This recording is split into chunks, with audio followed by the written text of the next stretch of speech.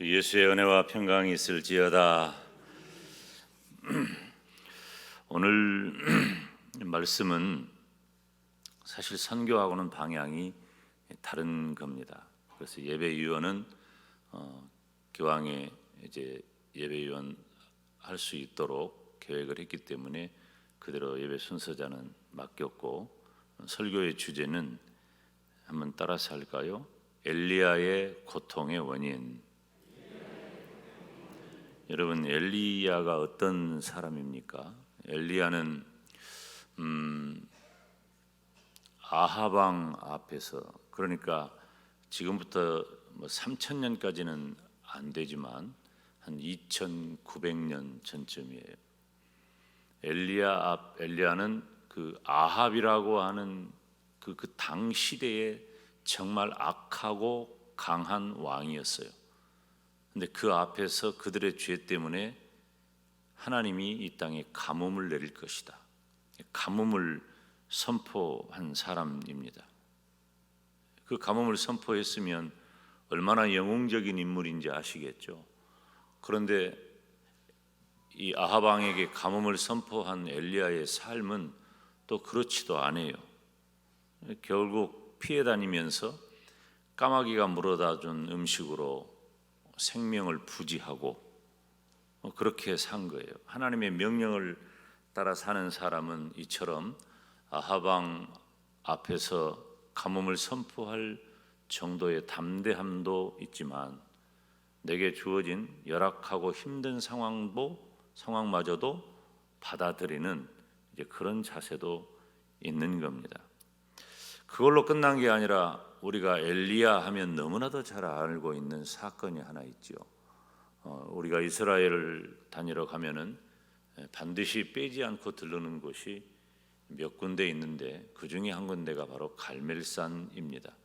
그 갈멜산에서 바알과 아세라 선지자 850명과 겨루게 됩니다. 실제로 그 세력으로 볼 때에는 북왕국 이스라엘 전체가 이제 우상 단지가 되고 만 거예요. 사실은 지금 이 아합 왕 엘리야의 시대에서 불과 100년 조금 지났을 때에 북왕국 이스라엘은 멸망하고 맙니다. 그 말은 북왕국 이스라엘이 이제 멸망의 길로 가고 있는 거예요. 점점 허물어지고 사실상 북왕국 이스라엘은 이제 소망이 없다, 이런 상황이 된 거죠. 그런 상황이기 때문에 바알과 아세라 선지자가 이 지배적인 그 우상의 땅에서 엘리야 홀로 그들과 싸운다는 것은 이건 좀 상상하기가 어려운 일입니다. 그런데 결국 그들과 갈멜 산정에서 겨루어서 엘리야는 아마도 성경이 기록하고 있는 위대한 승리의 역사 가운데 괄목할 만한 승리를 거두게 됩니다. 쉬운 일이 아니죠.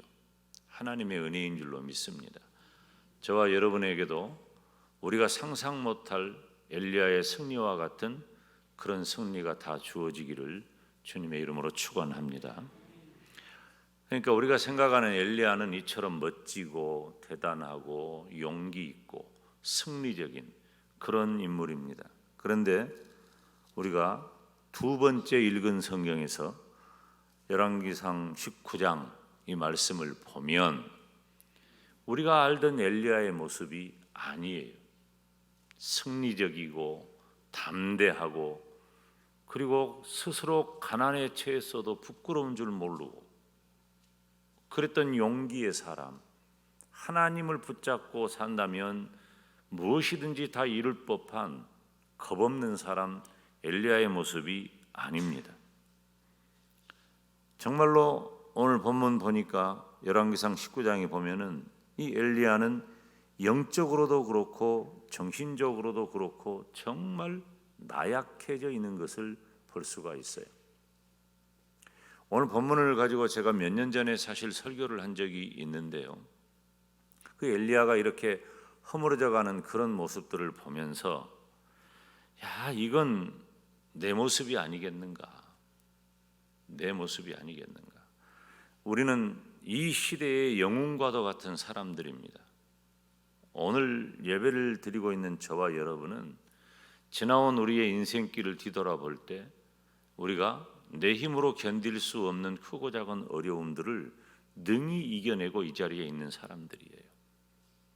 그것이 개인적인 것이든 가정적인 것이든 그리고 국가적인 것이든 시대적인 것이든 상관없이 우리는 모두가 다 힘들고 어렵고 지친 그런 과거를 다 공유하고 있어요.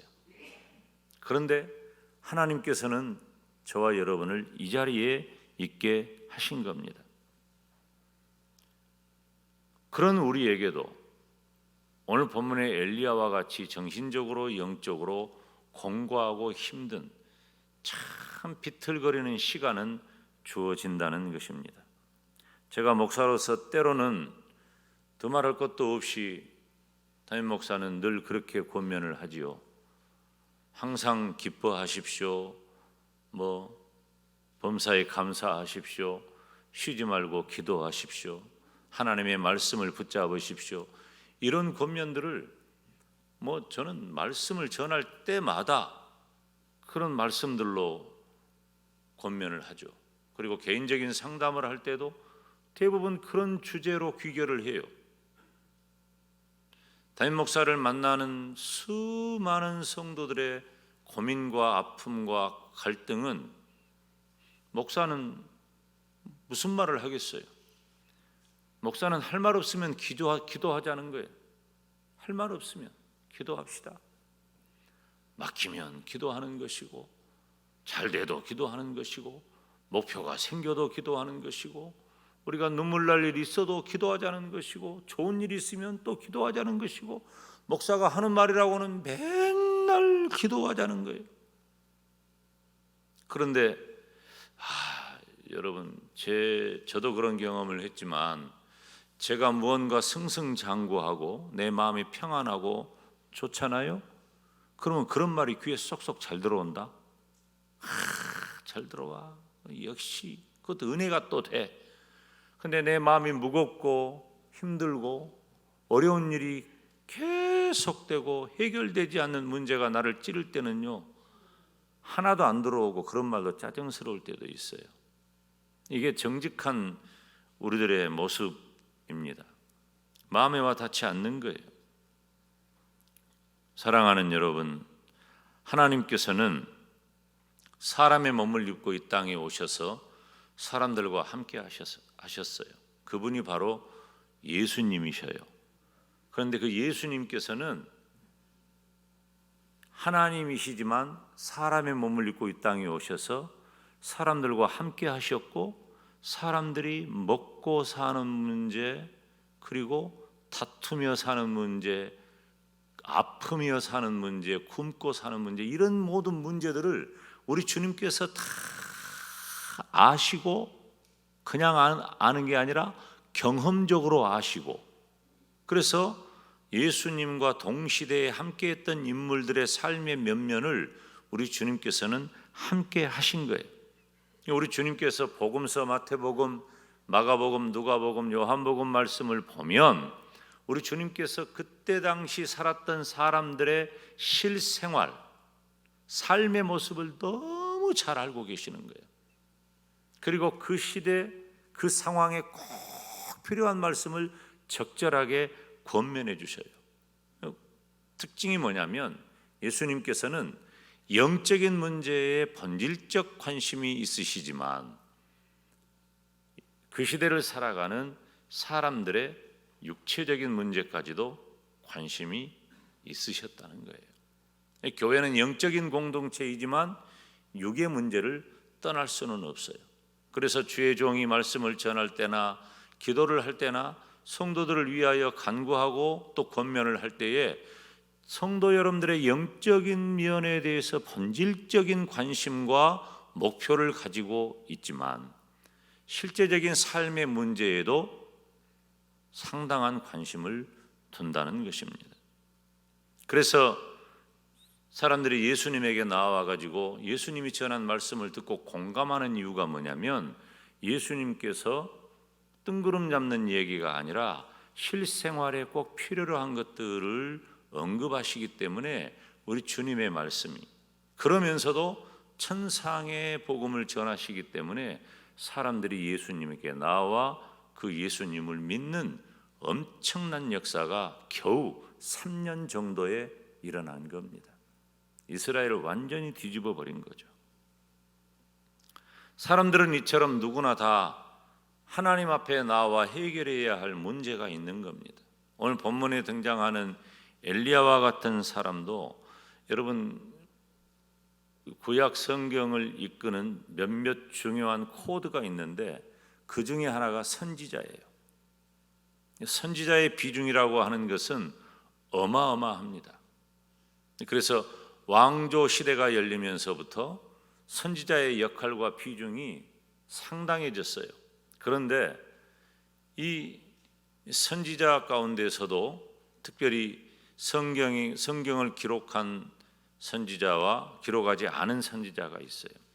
그래서 성경을 기록한 선지자를 정경 선지자라고 하고, 기록하지 않았지만 선지자로 활동한 분들을 비정경 선지자라고 해요. 이 정경 선지자 가운데서도 성경 기록한 분량이 많은 사람을 대선지자, 그 외에는 소선지자라고 하죠.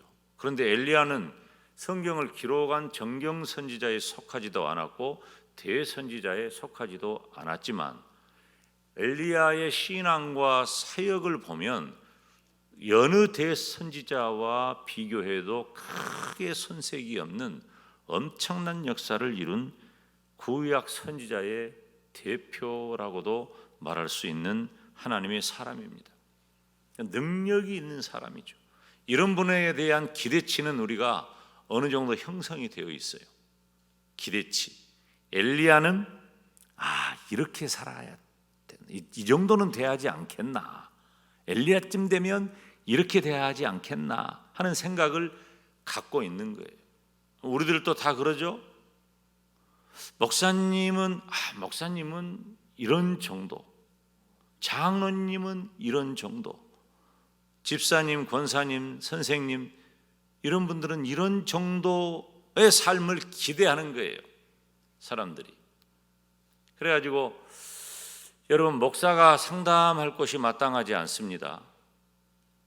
목사가 말할 때가 어디 있어요? 그래서 목사가 말할 때는 장로님들한테도 말하기도 하고 그러기도 하지만, 사실은 우리 장로님들이 목사의 소중한 동역자이기도 하지만은 목회 대상이기 때문에 주의 종이 전한 말씀을 듣고 은혜 받고 살아야 되는데, 또 적나라하게 다 내놓는 것도 편한 일은 아니에요. 그러면 동료 목회자들하고 그런 일이 이루어져야 되는데 사실은 쉽지가 않아요.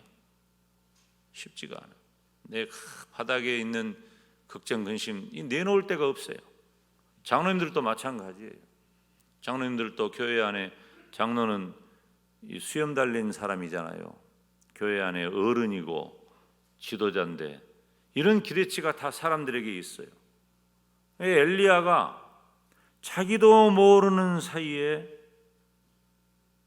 나를 차라리 죽여달라고 우는 거예요. 이게 무슨 일이냔 말이야. 하나님, 나를 차라리 데려가 주세요. 여러분, 그런 기도 해봤어요? 하나님한테? 하나님, 나 좀 차라리 데려가 주세요. 어떤 목사님이 설교하시면서, 목사들을 모일 때 설교한 거죠. 그런 설교의 내용을 할 때 누구도 그 어른 목사님에 대해서 비난한 분이 없었어요. 공감한 거예요. 목사가 자살은 할 수 없고 하나님한테 나 데려가 달라고 기도했다는 거예요. 야, 성도들이 들으면 실망하겠지만은 우리 모두가 다 영웅적인 시대를 살았어도 그런 힘들고 어려운 상황들은 다 주어지는 거예요. 특별히 이 엘리야 같은 경우는 마음의 병이 찾아온 거예요. 어떤 육체적인 것보다도 마음의 병이에요. 우리가 이 땅을 살아가면서 믿음이 있지만 차라리 그냥 하나님이 내 생명 거두어가면 좋겠다, 그런 생각들 다 합니다. 지금 연말 다가오잖아요. 결산할 때예요. 이러한 때 우리들이 한 해를 뒤돌아보고 또 계절적으로 참 허무한 계절입니다. 지금 이때 정신건강 관리를 잘해야 돼요. 정신건강 관리 잘하지 못하면은 세상이 참 허무해지고요, 부질없어지는 거예요. 이 우리가 생각하는 엄청난 믿음과 능력의 사람 엘리야도 바로 이런 우울증과 같은 허무감 같은 이런 질병에 깊이 빠졌단 말이에요. 그런데 언제 이런 일이 생겼냐면은 아주 엘리야가 갈멜산에서 바알과 아세라 선지자 그 850명과 결혼은 엄청난 승리를 경험한 다음에 바로 엘리야가 급격하게 그 마음이 무너져 버린 거예요. 무너져 내려버린 거예요. 자, 엘리야의 고통의 원인은 도대체 어디에 있을까요? 엘리야는 사실 열심히 특심한 사람입니다. 자기 스스로 고백할 때에도 10절 말씀 있는 대로 내가 만군의 여호와 하나님을 위하여 나는 열심히 특심한 사람입니다. 최선을 다한 거예요. 그냥 최선을 다한 게 아니라 자기가 가진 바 이 능력의 한계치를 뛰어넘는 열심을 가진 거예요. 엘리야 주변에 있는 사람들은 다 잡혀가고 죽고 변질되고, 그런데 엘리야 스스로 홀로 남아 있는 겁니다. 그래서 그 엄청난 승리를 거두었어요. 그런데 그 어마어마한 일들을 사실은 우리가 생각을 할 때 엘리야가 한 일을 보잖아요. 이건 사람이 할 수 있는 일을 한계를 뛰어넘은 겁니다. 엄청난 일을 한 겁니다. 그런 결과가 어떻게 되었습니까? 결국 엘리야는 쓰러지고 만 것입니다. 물론 하나님께서 우리를 도우십니다. 그렇지만 우리 인간에게는 한계가 있는 거예요. 한계가 있어요. 그래서 가끔 우리들에게도 필요한 마음과 육체적 쉼의 시간이 그리고 환경이 필요하다는 거예요. 여러분 보세요. 제가 얼마 전에 누가 저에게 영상을 보내줬는데 제목을 다 기억을 못해. 근데 그 여자 배우 누구지? 그 탤런트, 그 암 걸렸다가 나은 분인데 그분이 시를 낭송하는데 아버지에 대한 그 시를 제가 이제 듣는데 그 TV에서 방영된 그 프로그램인데 그 앞에 그 안에 있는 사람들이 다 울더라고. 그 아버지에 대한 시를 들으면서. 나도 그 시를 들으면서 나는 아버지 경험이 없으니까 이제 내가 아버지잖아요. 사실은 그 시에 나오는 아버지 정도에는 미치지는 못하지만 여러분 여자분들도 위대하고 참 대단해요. 그래도 여자들은 좀 나서 새끼들이 나중에 다 엄마한테 봉투 주잖아. 새끼들이 다 엄마한테 준다. 너희들 그러지 말어. 나중에 왜 엄마한테만 준가 모르겠어. 우리 집도 그래 보면은 우리 처가도 보면은. 근데 아버지가요. 어떻게 보면은 감사해야 되고 아버지에 대해서 어떻게 보면 짠해요. 이 시대에 모든 걸 지고 한 몸에 지고 가잖아요. 뭔 여자들 그런 소리 할 거예요. 뭔 소리 오고 있어. 우리도 옛날하고는 달라. 우리도 벌만큼 벌어요, 목사님. 그런 얘기가 아니에요. 이 가장의 무게라고 하는 것은 상상을 초월합니다. 한계를 뛰어넘는 그런 일 속에서 하루하루를 견디며 자신을 던지는 사람들이, 내가 오늘 아버지만 말해서 좀 미안하기는 해요. 어머니들한테. 원래 어머니 얘기는 항상 많이 들으니까 오늘 좀 양보해. 여러분 아버지 귀한 줄 알아야 돼요. 오늘 저녁에 가서 남편 귀한 줄 알고 아버지 귀한 줄 알아서 수고했다고도 하고 한계를 뛰어넘어요. 그 한계를 뛰어넘잖아요. 그러면은 번아웃이 됩니다. 죄가 돼버려요. 자기도 모르는 사이에 무너져 내리는 거예요. 그 육체가 연약해서 무너져 내리지 않습니다. 대체적으로 마음의 공허함, 그 허무함, 자신은 최선을 다해 사는데 그리고 엄청난 일을 이루는 거죠. 그 가정을 건사하고 직장과 산업과 그리고 특별히 우리는 하나 더 있잖아요. 교회에 대한 사명이 또 있잖아. 그러니까 이렇게 내가 속한 곳에서 최선을 다해 살고 열심을 다해 사는데 나를 돌보는 일은 사실 등한하단 말이에요. 그러니까 허전하고 공허해. 지금 이 가을바람 겨울바람 부는 이때 남자들 관리 잘해줘야 돼요. 먹을 것도 좀 잘 챙겨주고. 그 어째서 아멘을 안 온 거? 남자 알기를 그렇게 별일 아닌 걸로 생각하는 거 아니시죠? 여러분, 우리가 뭐든지 넘치면은 안 돼요. 과도하면 안 돼. 체력적으로도 그렇고 그리고 내 심리적인 것도 그래요.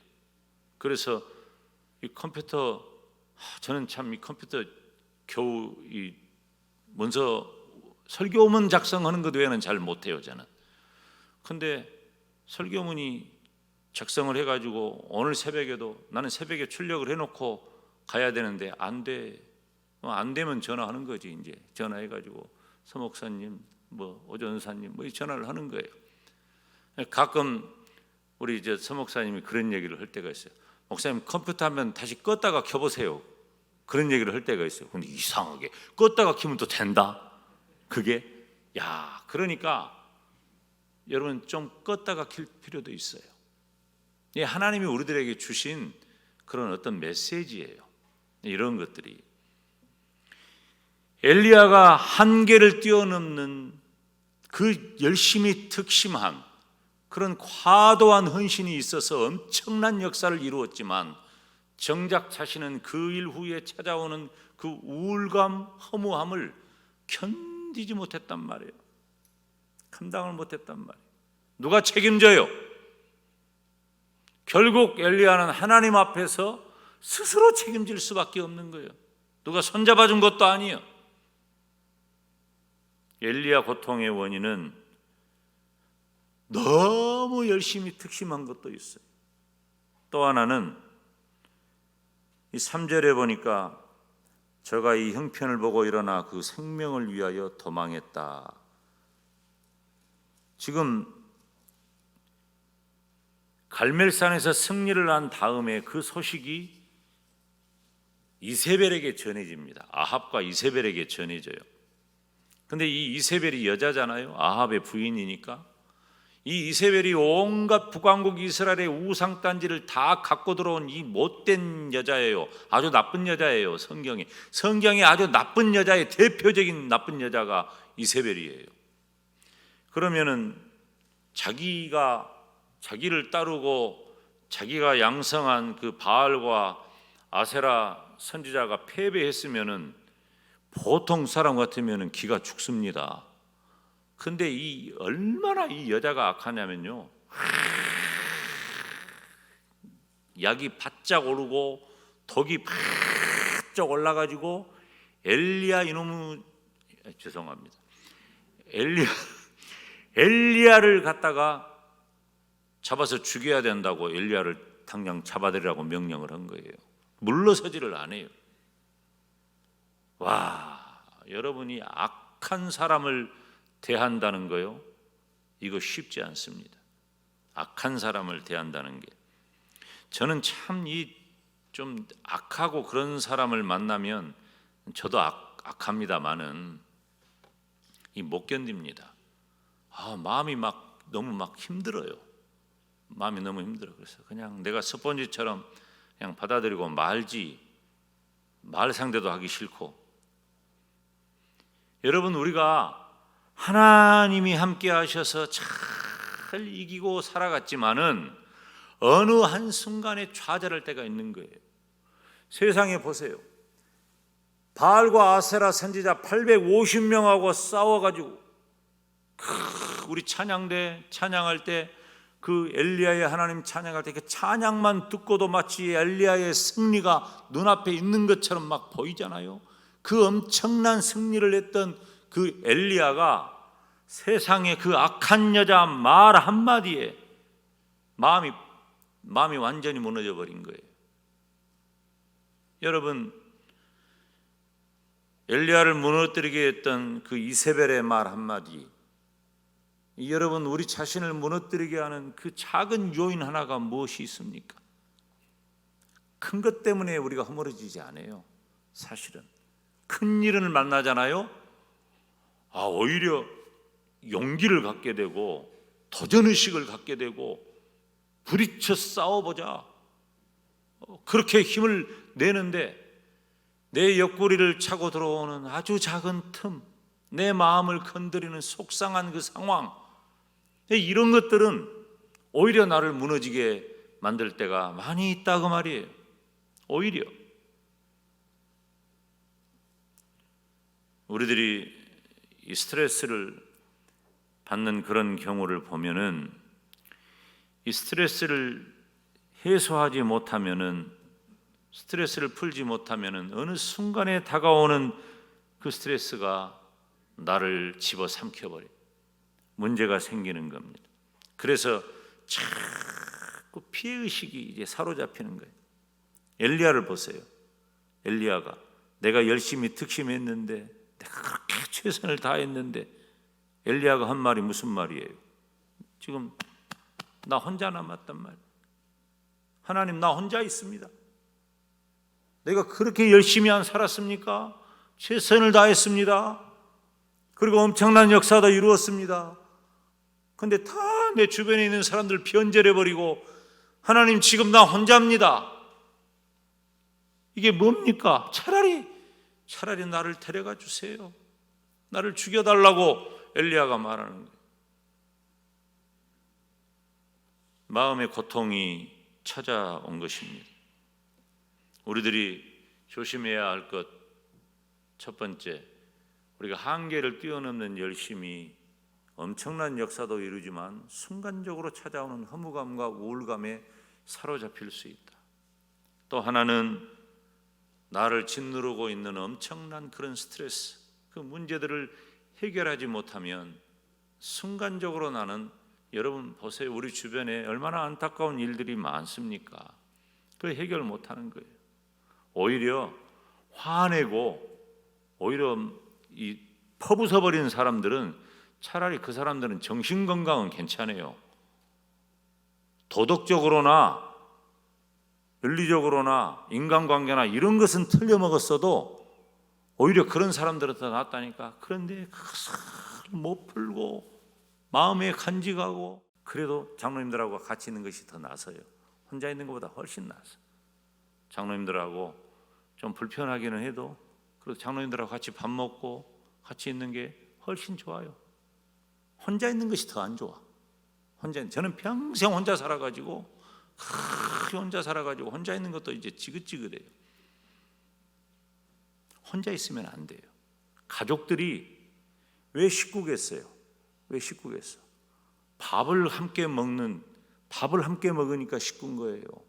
근데 요즘 밥도 같이 안 먹어. 요즘 식구들이. 그건 식구가 아니에요. 그래도 어느 정도 정해가지고 식탁에 함께 둘러 앉아서 기도도 해주고 얼굴도 바라봐주고 반찬 투정도 좀 해보고 존대로 먹어라 이런 말도 좀 해보고 이러면서 우리가 함께 살아가야 되는데, 요즘은 다 따로따로예요. 다 따로따로.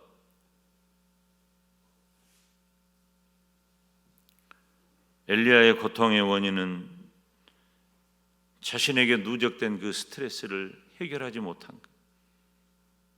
또 하나는 7절 말씀을 보니까 일어나 먹으라 네가 기를 이기지 못할까 하노라 하는지라. 그러니까 일어나서 먹어라. 여호와의 사자가 엘리야에게 먹어라 네가 기를 이기지 못할까 하노라. 이건 뭐예요? 육체적인 건강을 말하는 거예요. 이것은 육체적인 건강이에요. 안 먹으면 안 되는 거예요. 여러분, 이 마음의 병이 찾아오면 육신이 약해지고 육신의 병이 찾아오면 또 마음의 병이 찾아오는 거예요. 이게 상호교차적이에요. 몸과 마음은 하나예요, 하나. 몸은 마음의 영향을 받고 마음도 몸의 영향을 받는 거예요. 너무 힘들잖아요, 체력적으로. 그럼 마음도 무너져요. 아무리 의지가 강한 사람도. 그런데 마음이 무너지잖아요. 그러면은 몸도 무너져요. 우리들이 우리 박영금 권사님 이제 천국 가셨는데 우리 김홍기 목사님이 그런 말씀을 하시더라고요. 아버지가 돌아가신 뒤에 이제 어머니가 그 아버지하고 다 그렇게 지내시다가 아버지 돌아가시고 나니까 그 박영근 원사님이 그냥 급격하게 무너져 버렸거든요. 막 마음이 힘들어하고. 그러니까 김홍기 목사님이 나한테 그런 얘기를 하면, 아니 평소에는 그렇게 별로 가깝도 않은 것 같더만은 어째서 저런가 모르겠다고 나한테 이제 그러는 거예요. 여러분, 그게 뭐냐면요, 몸과 마음이 연결돼 있어서 그런 거예요. 그 마음이 갑자기 힘들어진 거예요. 평생 같이 지내던 분이 이렇게 천국 가시고 나니까. 엘리야가요, 제가 그전에 그 엘리야가 기도하는 그 성경에 있는 대로 엘리야의 기도하는 모습을 그려놓은 그림을 봤는데, 엘리야는 기도할 때 두 무릎 사이에 머리를 박고 기도를 했어요. 두 무릎 사이에. 나도 엘리야처럼 해보려고 한번 했는데 도저히 그게 안 돼. 근데 엘리야가 그 정도로 몸이 야윈 사람이에요. 그 정도로 몸이 야웠어. 두 무릎, 또 해봐, 저녁에 한번 가서 두 무릎 사이에 얼굴을 넣고 그렇게 기도할 정도로 몸이 야윈 사람이에요. 그러니까 보세요, 가뭄을 선포하는 그 일도 사실은 용기 있게 했지만 보통 마음 가지고 되는 게 아니에요. 그 이후로 다 피해 다녔어요. 그리스도네가 사르밧과 아부의 집 다 얻어먹고 살았잖아요. 까마귀가 물어다 준 거 먹고 살고. 이게 온전한 생활이 아니에요. 그리고 피해 다니고, 그리고 그 엄청난 갈멜산에서의 싸움은 그 심리적으로나 영적으로나 육체적으로나 어마어마한 소모가 되는 일이었잖아요. 그리고 지금은 또 도망 다니는 거예요. 그러니 자신의 몸을 제대로 관리할 수가 없었어요. 자신의 몸을. 제가 대학교 4학년 때 장염 때문에 병원에 입원을 한번 한 적이 있어요. 내가 별로 병원에 입원한 적이 없는데 그때 처음 병원에 입원을 했는데 담임 목사님이 오셔가지고 저한테 그런 말씀을 하셨어요. 김 선생, 건강을 지키는 것, 자연을 보호하는 거야. 하나님 주신 자연 보호 제일 잘하는 것이 자기 건강을 지키는 거야. 그 말씀을 해주시더라고요. 그래서 내 몸도 자연이구나. 우리가 자연 보호만 말하지 말고 내 몸 잘 지키는 것도, 그것도 자연 보호예요. 하나님이 주신 것 지키는 거예요. 여러분, 우리들이, 제가 기도할 때마다 우리 성도들이 오장육부, 사지백체, 이목구비를 온전하게 해달라고 기도를 늘 하잖아요. 다 건강하고 관계된 거예요. 눈에 보이는 병이 있는가 하면 눈에 보이지 않아도 병은 다 생겨요. 건강관리를 잘 해야 합니다. 우리가 병 들었다고 해서 꼭 그것을 사탄이 준 것이라고 말할 필요는 없어요. 그렇다고 해서 꼭 육체적인 것이라고만 말해서도 안 되는 거예요. 오늘 본문에 등장하는 엘리야의 경우는 몸도 약해지고 마음도 약해진 거예요. 우리 성도들은 영적으로 그리고 육체적으로 우리 하나님이 주시는 건강을 유지해야 하는 것입니다. 그런데 우리 예수님을 믿는 성도에게는 또 하나가 있는 거예요. 또 하나가, 그것은 바로 신앙의 틈이 생기면 안 돼. 믿음의 틈이 생기면 안 돼. 틈이 생기잖아요. 틈이 생기는 건물은 오래가지 못합니다. 저와 여러분이 몇십 년을 신앙생활을 하고 내가 어떤 직분을 맡아서 신앙생활을 얼마나 성공적으로 잘했느냐가 중요한 게 아니라 지금 내가 신앙의 틈이 생기면 이것이 나를 무너뜨리는, 이것이 나를 주저앉게 만드는 심각한 요인이 된다는 거예요. 장담할 수 없어요. 장담해서도 안 되고. 내가 우리 교회 식구들 그런 참 마음이 안타까운 게, 이 요양시설에 가면 만나지도 못하고, 그리고 평생 다녔던 교회를 이제는 멈춰야 되잖아요. 평생 다녔던 교회를. 그래서 지난번에 우리 그 동료 목회자들하고 그런 얘기를 했는데, 자네는, 내가 그랬어요. 자네는 노망해도 예수 믿고 천국 가잔 말 하면서 노망어서, 내가 그랬어요. 치매가 걸려도 다 잊어버린 게 아니라 어느 한쪽은 이렇게 기억을 한다잖아요. 그러면은 다 잊어버려도 내가 평생 붙잡은 신앙, 평생 의지하고 살아온 예수님, 그 신앙을 놓치는 일은 없어야 돼요. 여러분, 우리가 지금까지 잘 살아왔다고 안전하지 않습니다. 아직 우리에게 살아가야 할 삶의 여정이 남아있는 한 사단 마귀는 언제나 영적인 신앙적인 틈을 노리고 있다는 것입니다. 하나님께서는 병든 엘리야에게 천사를 보내셔서 어루만지시고 위로해 주셨습니다. 피곤에 지친 엘리야에게 먹을 것도 주시고 편하게 잠도 자게 해주셨습니다. 사랑하는 여러분, 하나님께서는 언제나 나와 함께 하심을 믿으시기를 바랍니다. 나 혼자 내버려진 것 같아도요, 아니에요. 하나님은 변함없이 나를 사랑하신 줄로 믿습니다. 저는 말씀을 전하기 전에 늘 말씀을 준비하는데, 그러니까 저는 말씀을 몇 번 되새김질을 하겠잖아요. 최종적으로 주일 새벽 예배를 마치고 제가 출력하기 위해서 엔터키를 탁 누르는 그 순간까지 원고를 살피고, 제가 바쁘면 원고지가 3장 이상이 돼요. 그리고 설교를 더 잘 정제하고 준비하면 2장으로 줄입니다. 그런 정도면 돼요. 그래서 어쨌든 설교 2페이지 만들기 위해서 저는 애를 쓰고요.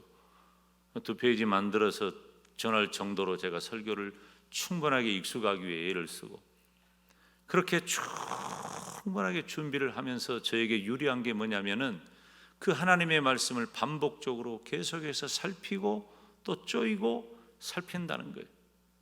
저는 이미 성도 여러분들에게 말씀을 전하기 전에 그 말씀이 저를 사로잡아요. 그래서 내가 말씀 전하는 무거운 사명은 가지고 있지만 성도들이 말씀을 한 번 듣고 지나가 버리고 말 텐데, 성도들보다는 그런 면에 있어서는 신앙적으로 내가 좀 유리한 면이 있구나, 그런 생각을 하기는 합니다.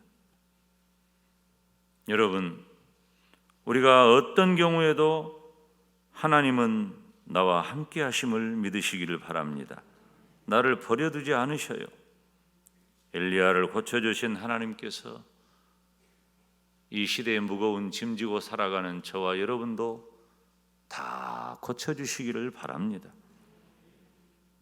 내가 약하다면 왜 약할까?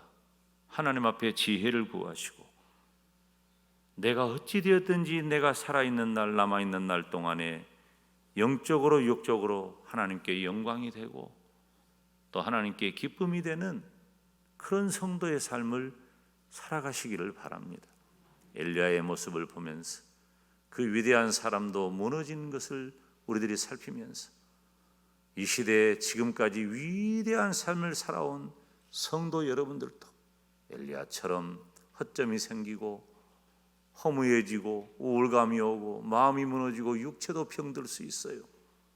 그러나 변함없는 것은 하나님의 사랑인 것을 깨닫고 그 하나님을 의지하고 붙잡아 하나님이 주시는 영적인, 육적인, 정신적인 건강의 사람이 되시기를 주님의 이름으로 축원합니다. 기도하겠습니다.